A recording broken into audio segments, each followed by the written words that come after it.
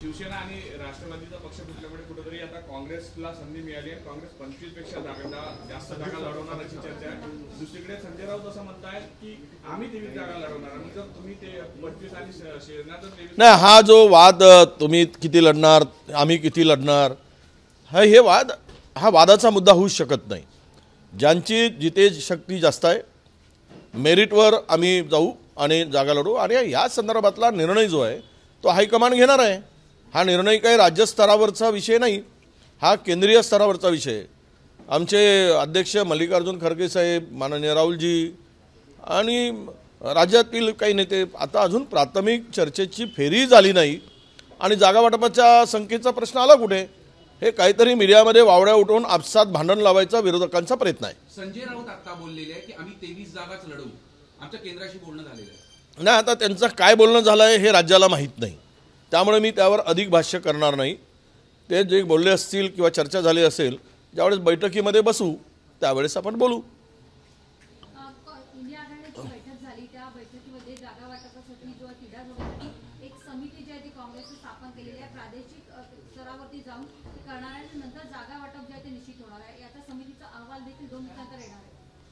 नाही, असं हे राज्यस्तरावरची चर्चा अद्याप आमची सुरू झालेली नाही. ती चर्चा झाल्यानंतर जो ठरेल किंवा ज्यामध्ये चर्चेमध्ये काही जागांच्या संदर्भात कमी जास्तपणा असेल ते सगळं आम्ही हायकमांडला कळवू आणि हायकमांडवर शेवट निर्णय कोण घेत असतं.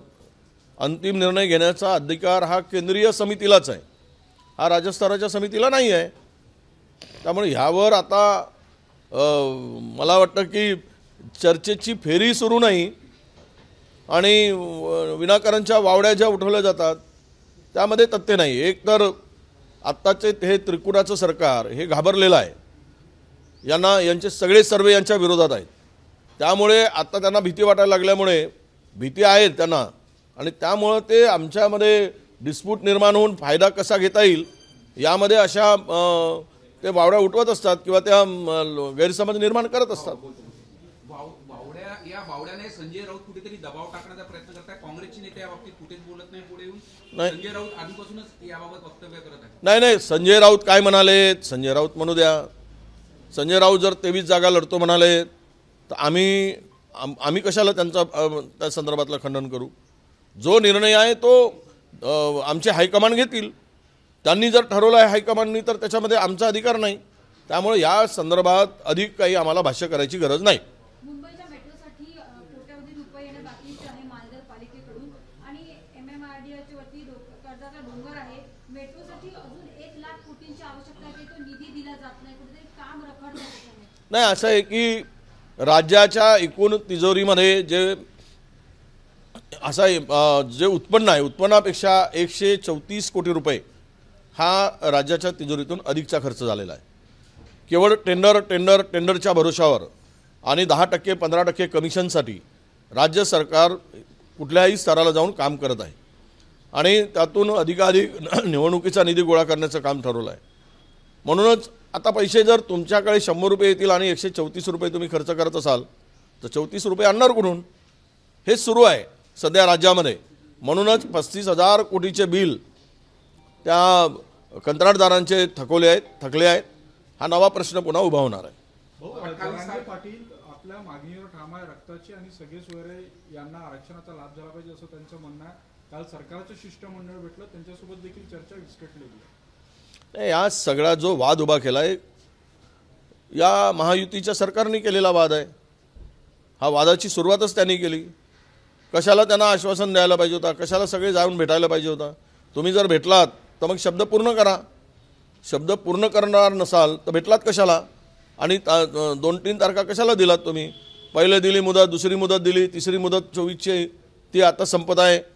हे सगळंच करून महाराष्ट्राला आपसात भांडवण्याचं काम राज्य सरकारनेच केलेलं आहे आणि आता त्याचं प्रायश्चित्त त्यांना भोगावं लागणार आहे. मराठा समाजाची फसवणूक कोणी केली? तुम्हीच केली आणि आज आम्हाला अपेक्षा होती अधिवेशनामध्ये काही ठोस निर्णय घेतील, पण तो निर्णय झाला नाही. याचा अर्थ काय घेऊच शकत नाही आणि जर घेऊ शकत नसाल तर आश्वासन फुकटचं कशाला देता आणि लोकांना कशाला फसवताय हा खरा प्रश्न होतो. 28 तारखेला सभा होत आहे, कशा पद्धतीने कोणतं मैदान निश्चित झालेलं आहे आणि कोण कोण येणार आहे, किती कार्यकर्ते सहभाग होणार आहे देशभरातून? देशभरातून 10 लाख लोक सहभागी होतील अशी अपेक्षा आहे.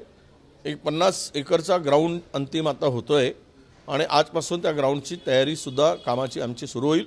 आम्ही आता तिकडे सगळे जाऊन काम करायला सुरुवात करणार आहोत.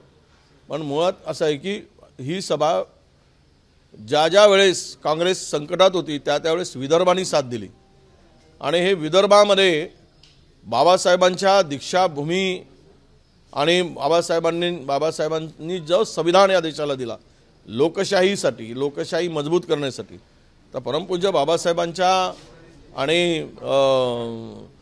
या देशाच्या मध्यवर्ती सेंटर ज्याला म्हणतो, 0 माईल म्हणतो, अशा ठिकाणी आणि विशेष करून विदर्भात ज्या विदर्भाने काँग्रेसला नेहमी अडचणीच्या वेळेस साथ दिली त्या विदर्भामध्ये काँग्रेसचा स्थापना दिवस 1920 नंतर साजरा होतो आहे.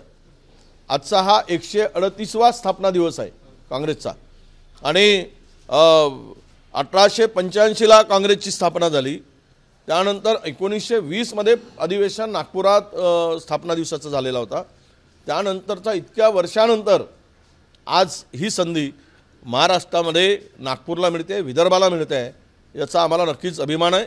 आणि ही सभा एकदम ग्रँड होईल, ना भूतो ना भविष्यती अशी सभा, अशी रॅली या स्थापना दिवसाच्या निमित्तानं होणार आहे. जोरदार तयारी आपण केली जात. काँग्रेस एक क्राऊड फंडिंग करतात. सगळ्यात जास्त निधी जो क्राऊड फंडिंगचा जो उभारला जातो महाराष्ट्रातून काँग्रेस करता उभारला जातो अशी माहिती आहे. क्राऊड फंडिंग सुरू आहे महाराष्ट्राकडनं सगळ्यात जास्ती प्रतिसाद मिळतो आहे. अच्छा, डोनेशन 138 रुपये हा पक्षाचा 138 रुपये आम्ही घेतो. आम्ही काही फुकटामध्ये ते मेंबरशिप करत नाही. मिस कॉल द्या, मेंबर व्हा आणि मग आमचे एवढे मेंबर झालेत हे फुशारकी मारत नाही आम्ही. आम्हाला जो काँग्रेसच्या विचाराचा माणूस आहे, काँग्रेसला मानतोय तो पैसे देईल. काँग्रेसला त्याचे विचार आहेत, काँग्रेस विचारसरणीचा माणूस आहे, तो आम्हाला निधी देईल.